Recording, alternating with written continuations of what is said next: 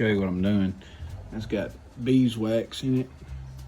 You melt a little bit, get it on that brush, and right here on this top bar of this frame, you paint that fresh wax on there. And when you put it in the hive, the bees like the way it smells, and they'll make a natural honeycomb on it. You ask what I'm doing, I got stacks of them to do.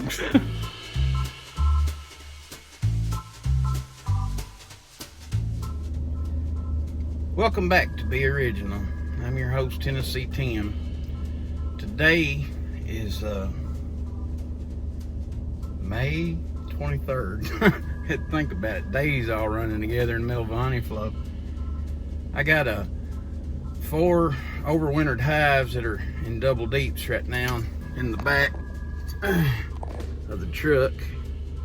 You can see there's some equipment. We're gonna go put that on. Y'all follow along. We'll see what all we can get pretty put on film for you today. Let's go get her done. All right, guys, I'm over here at what we lovingly refer to as the county line yard. If you're familiar with where I live at in Murray County, Tennessee, I'm over in Giles County. Got a landowner over here that lets me keep some hives on his property. What we got going on today, you can see how crowded this bait right here is. Y'all been watching our videos very long. This is the one we call the stump hive. It sat on the stump for so long there in my yard. What I got to do today is, as full as these boxes are, need to put a super on top. And let y'all follow along with me as I do this. Let's get her done.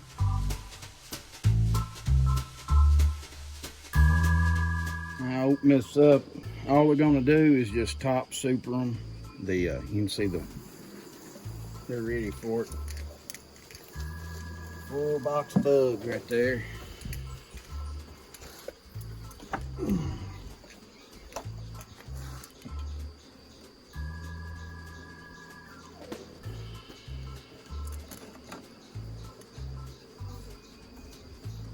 Up through.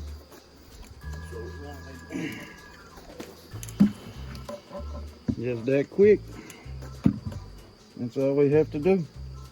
Nothing to it. Bada boom, bada bing. Next. Yeah, there's a lot of coverage on that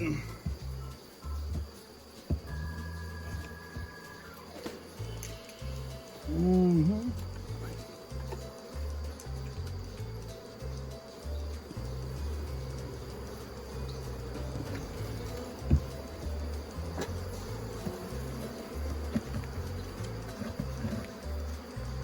Next, got this last super to put on. Center these up right here. These are all freshly waxed. I re-waxed them. Re-waxed them all this morning.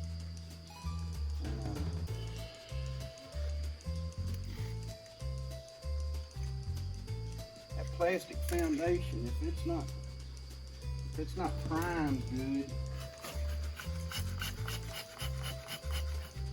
it just, don't you hate when your smoker goes at you in the middle of something?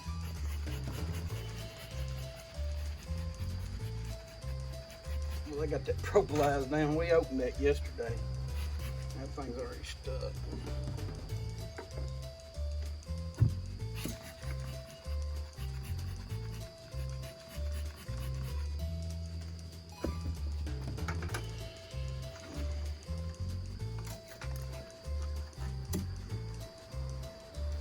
Bring you in, let you see this coverage on this last box. You can see the landing board. You can see down in.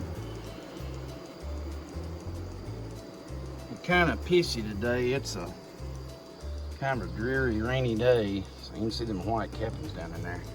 Have a full box of bugs. They need to have some room put on them. That's what I'm here to do. Normally I'd like to put that between those two. Take it, put that box between them for about a week. Make them really jump on it, but I don't feel like wrestling that heavy thing today. Poor old back can't take it. What I'm gonna do is just what they call top super. Try to get everybody down so you don't crush as many.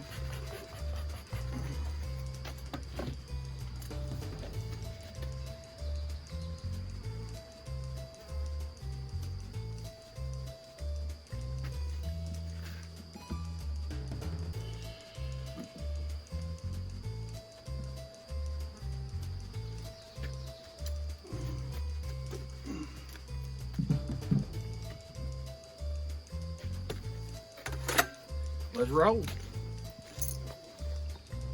That's what we look like, all finished, all done. It just takes a few minutes. Plan your work, work your plan. Well, I'm finished for the day. Only had to work on 4. The thing with the beekeeping is you got to stay ahead of them. You got to know what they're doing. These boxes right here, I was in them Sunday, and we was in them Saturday, and then again on me and Jess was in them on Sunday. And you gotta know what they're doing. Keep ahead, look for swarm cells, make sure they got plenty of room. If you're using plastic foundation, make sure it's really well waxed. If you do that, they'll build on it pretty good. If you don't, they'll build like a burr comb out off of it, and then you have to go through and scrape all their hard work off, and that sucks. That sucks because they do such a good job, and you hate to mess it up, but you know you can't let them have it junky. You gotta keep it pretty for them. Keep all that wonky comb down, and especially if you're gonna be selling them. You know, you don't want to sell junk to people. You want pretty frames of cells all the way across, drawn out, proper looking, wall to wall. You know how it looks. And but every day, the word I've heard used, I joke and say this, but I mean it. Bob Benny is quoted at my bee club more than Matthew, Mark, Luke, and John is at my church. And Bob Benny uses the word tenacious. And that's what you got to be. You got to have your mind made up. This is what I'm doing, and this is all I'm going to do, and I'm going to get my work done. And if you have that attitude, you'll be successful with your bees.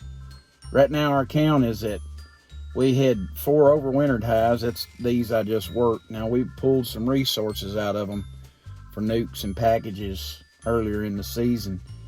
But right now, you've seen they're double deep packed out, and they got a super on top of them. But you got to stay after them. You got to know, you got to work your bees. You can't just get them in like once a month. Oh, let's go out there and see what they're doing, because they'll be gone. They'll have swarmed off on you. So you got to kind of stay ahead of them. There's nothing else on the planet Earth. I told my parents this morning, if somebody called and said, hey, the crappie are biting, that's a big weakness. I love them crappie. It's like candy that swims.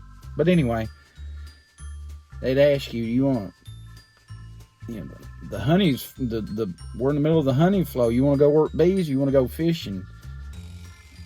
I'd rather work my bees than go fishing. I may slip off when it gets the hotter weather and go do some catfishing during the dearth.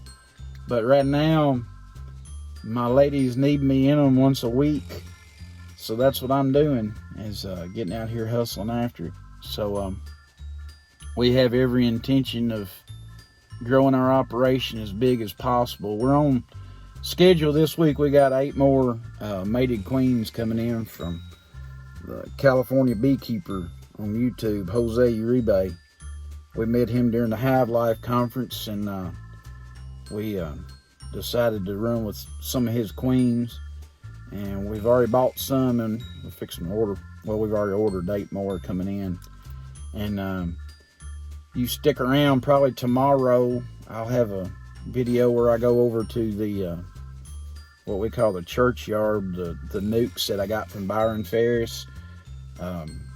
Probably go over there and get pull resources from that to build out some colonies to put these new queens in from Jose and get them going. We have 4.5, 5 weeks maybe left of the honey flow.